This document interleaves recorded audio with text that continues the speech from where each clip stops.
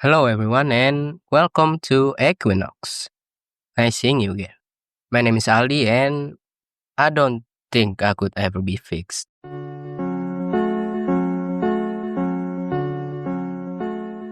I couldn't quite fathom the concept of therapy. Perhaps it was the fear of my unbearable awareness.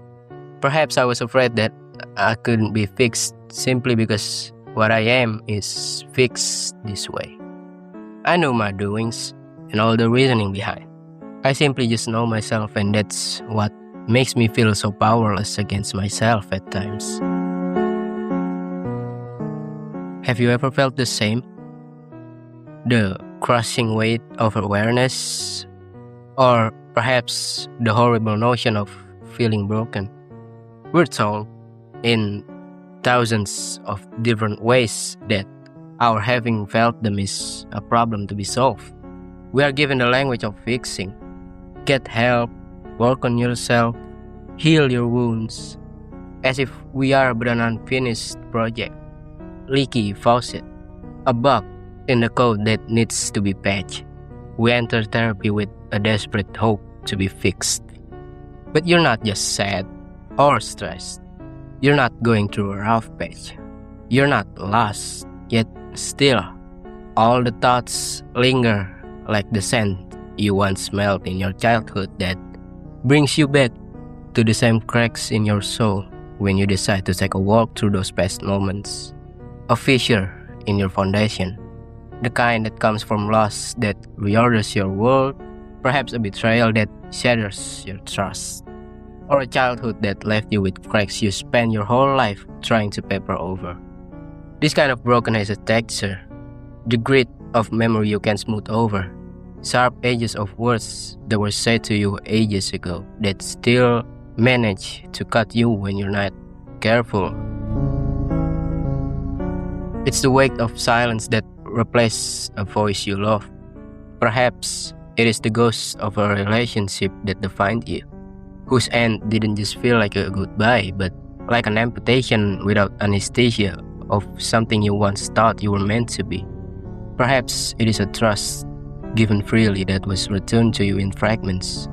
Or perhaps it is a childhood that taught you the wrong lessons about your own worth, lessons you've been dying to unlearn for a lifetime.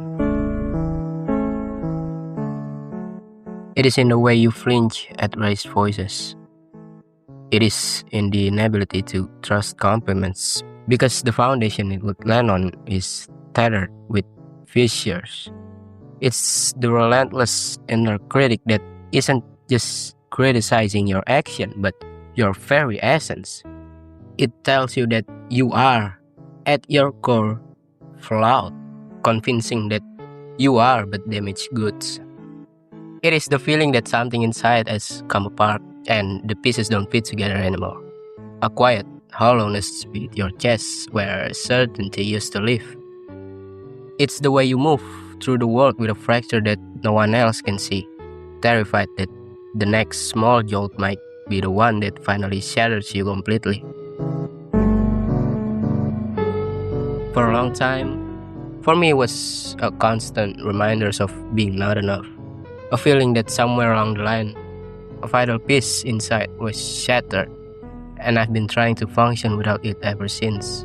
You learn to mimic wholeness. You become an expert in the performance of being okay. You smile, you work, you even laugh. But underneath it all, there's the quiet, terrifying knowledge of the cracks. But let's face it, the stage are empty, and so are the seats. Yet, still, what are we even performing for? What are you performing for? Is it for the applause from the audience when we were playing roles of a perfect human, or were we acting out of fear of the echoing boo from the people that sits in front of us? Or perhaps it is out of the mere habit that we perform, for we do not want to look vulnerable against ourselves, for we do not want to look like that we are letting ourselves seen as broken. Perhaps we thought that would eventually get us rejected from today's society, while The problem wasn't you at all. Never.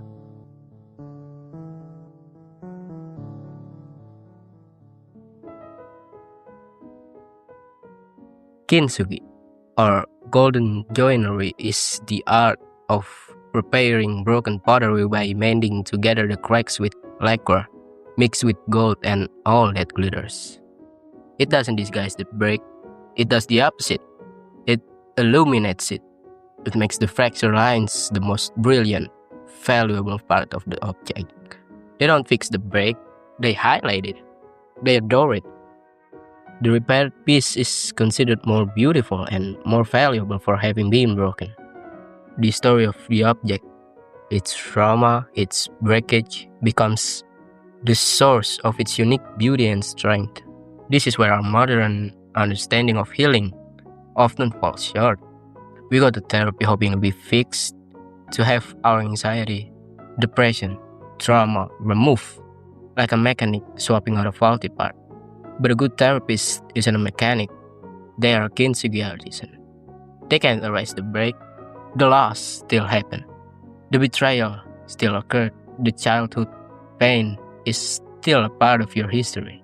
No amount of reframing or cognitive restructuring can change the fact that you were in fact broken. The real work, the profound work, isn't about erasing the cracks. It's about learning to reassemble the pieces with such care and intention that the cracks become features. Therapy gives you the lacquer and the gold. It provides the safe space, the tool, and the guidance to pick up the shards of your self-worth, your trust, your joy, and put them back together. And the true art comes from not our performing as a perfect human, but rather comes from the acceptance, our acknowledging the truth that our flaws are humane, our having thoughts that those parts is what makes us inhumane is what makes us human. It's okay to feel broken. It's okay to be broken. But our not letting those sharp gleaming edges of our shattered soul is what makes us beautiful. Not because we look good in front of the mirror, but because we stand up while having our feet unsteady. The bravery is what makes it breathtaking. Our having the courage to embrace our flaw is the lacquer and gold. Look around, people. The stage is empty, and so are the seats. So stop performing. Stop pretending you were never shattered. To grant yourself the incredible grace of being a mosaic. Your anxiety isn't a flaw. It's a golden seam of a heightened, sensitive awareness. Your heartbreak isn't a void. There's vines of gold that grows in gardens of your failed love stories that now glitters the profound depth of your capacity to love. Your trauma is not a stain to be scrubbed out, but rather the very topography that gives your strength standing upon its rugged landscape. You are not a problem to be solved. You are a history to be honored, a story to be told in lacquer and gold. The goal was never to be unbroken. The goal is to become something more beautiful, more complex, and more valuable for having been broken. So, carry your cracks, not as secrets, but as testimony. Testimony that you fell apart and you had the courage to piece yourself back together with gold. And that is the most breathtaking thing of all. It's not just beautiful, it's art. Don't kill yourself. Subscribe if you'd like to hear me talk again. I'll see you in the next one and may you find me again.